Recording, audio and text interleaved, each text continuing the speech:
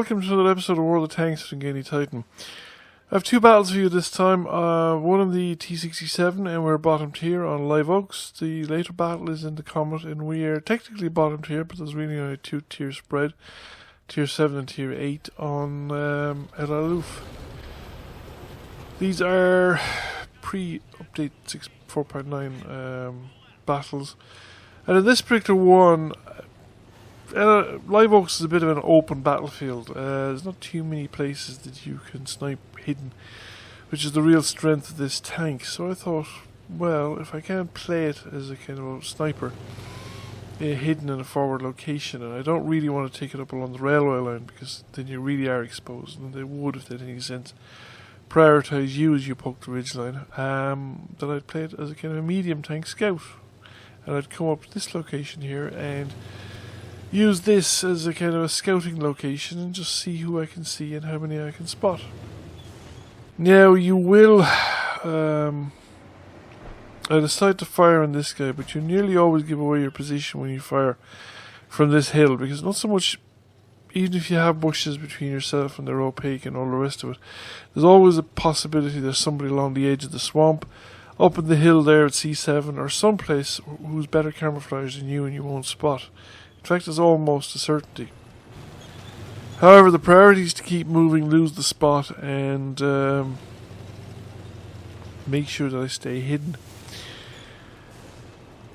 Dropping the tree for some added camouflage, and nobody shot at me, so that's good. However, there's a Churchill up there, I don't have a line of sight to him, but I should be able to see people as they start to close in on the cap circle, because they've got to be doing it, they're not anywhere else. Our two light tanks that went up on the railway have reached the edge of the cap circle and not spotted anybody, and it's only now that they're getting into the spawn area that they've spotted the artillery. The enemy tanks have just lemming trained right in, but then they stopped. This is the critical mistake, and you see it time and time and time again. Like, the lemming train comes, it needs to keep moving. If everybody just ganged into the cap circle at this point in time, or just a bunch of them small bit to the south of it, they'd probably cap before we'd have rooted them out of it. Because they would outnumber the tanks that are up here. Okay, the light tanks are coming up, but the medium and heavy tanks down near the swamp, but they would take time to actually get up here. As it is, they're now in a crossfire. They've been shot at from the west, they've been shot at from the south, they've been shot at from the southwest, the southeast, and there's no hope. There's no possibility of them winning. I mean, it's just, should we say, completely shooting fish at the barrel at this stage. They've no room to manoeuvre. They are, as I say, in a crossfire. Okay, the two light tanks are out in the open and they probably won't last, but there's a heavy and a medium coming up, and there's a whole swarm of tanks here where I am. And it's already kind of benefiting me. I have 19 spotting ribbons, 2,000 spotted damage, and 429 direct damage that I've dealt myself with my own little gun. And the thing about the 429 is it exceeds the 360 hit points that I've got. So I've already got a fire for effect, and I've got nearly 3 times my hit points in assisted damage. And it's been more or less handed to me in the plate. Like, I mean, I didn't really have to work for it or anything like that. The enemy team just waltzed into position, and then they stopped, and they've done nothing to make things difficult for us at this point in time. They're engaged in a long-range sniping game against enemies that outnumber them, and enemies also that have multiple lanes of fire onto them. So they're not just fighting us in front of them, they're also being attacked from the rear and being attacked from the sides, and we will have more opportunities to put effective fire on than they will under those circumstances. This is why armies in the old days went to a great deal of trouble to avoid being surrounded or outflanked on the battlefield, because outflanked always puts you at a disadvantage. It forces you to divide your attention. Even back in the days of spear and sword type fighting, the fact that you were outflanked meant that you had to divide your attention, you have to divide your forces. You wouldn't be able to present a single facing towards the enemy, and you'd have to have some kind of an angle, and the corner was always vulnerable. If people could get a stronger force onto the corner of that angle in your formation, then they would have a very strong advantage and they'd basically wipe you out. So I'm just coming up into the town this here stage, is kind of the late game, just to pick up some extra hits. I could probably afford to trade shots at this point in time, or to trade hit points for damage, though I've decided not to do it. But it seems like there's better targets here. There's an M6 here, and he's tall enough that I can shoot over the LTG.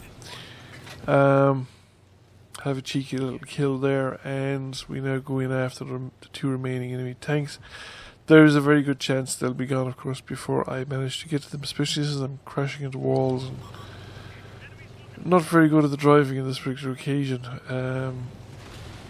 The heavy tank goes around here somewhere, and he seems to be gone now, and yeah, he was fighting the LTG there, and that's it, it's all over. We've won. So this gives us a victory. All enemy vehicles destroyed. We got over 2,000 assisted damage. We got over 700 direct damage. Close-in was over 3,000, I suppose, combined damage altogether. Experience was rather large, as you can see, but I have various boosters and experience multipliers part of the ongoing operations at this point in time. So we just the previous winter games were still going on, and we had some boosters, I think, that I used as well. We came number 2 by experience with that LTG, a very strong contender for number 1, and our team overall did pretty well. So now for the other battle. Here I'm in the Comet, tier 7 British medium tank.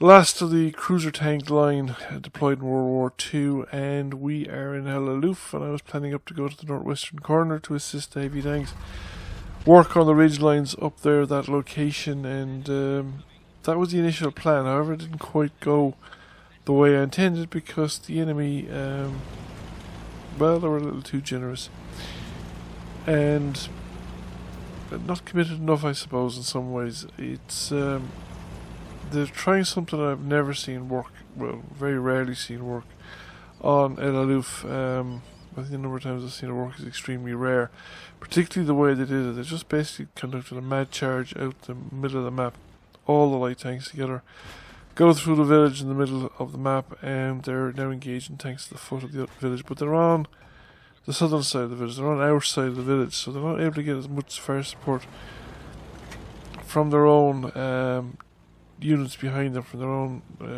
tanks and anti-tank guns that are behind them. But they're also not coming across in enough force, or not coming across the direction where they could probably push their initiative if they succeeded and drive our guys back completely. While you can come down the eastern side of the map from the north, or even from the south, and slip along the edge of the estuary there where the dry riverbed flows into the sea, get into the cover there, and you can slip up right along the map edge, right along the top of the cliff, above the sea cliffs, basically east of where that guy's coming up, and slip in towards the southern spawning team's base there. And I've seen teams doing it, I've seen them do it opposed, but still managing to pull it off. But going up where they're going up, you never get out. You'll never get out of the central. You'll never cross the ridgeline. You can be shot at from the flanks. If the enemy have gained the other side of the map, you can be shot at from the other side of the map. So the AMX, whatever, 1375 has made a retreat. The AMX M445 again has made a similar mistake. He's come down this side of the map. The thing about coming down this side of the map, I can shoot him, for instance, like I was just there. There's an M46 Bulldog now coming after me, and I can win any kind of a physical push in a shoving contest that he wants to engage with me. They said nothing at all to the northwestern side of the map, so now we've gained the northern edge of the map. Now we haven't gained it as strongly as we might because our guys came down after the M4, so they have to come up the dry washes and into the northern side of the map to get out where those defenders are. Now at least some of those defenders, maybe the 45 TP, maybe one of the other guys, like the 45 TP is making the same mistake the AMX M445 did. He's coming out to this side of the map, so I can shoot him. The guys in front of him can shoot him. The guys behind me on top of the map can shoot him. He can be shot at from everywhere, and quite a lot of the people who can shoot at him won't be, or he won't be in a position to generate or give them any return fire. Always remember to keep as much solid objects as terrain and solid objects as whatever you can manage. Between yourself and bulk of the enemies, you can manage it. Now these two guys have come up this side. They were the light tanks or some of the medium tanks that came out very early on. But the thing is, again, they've achieved nothing. They've come halfway up the side of the mountain, or up the side of the valley.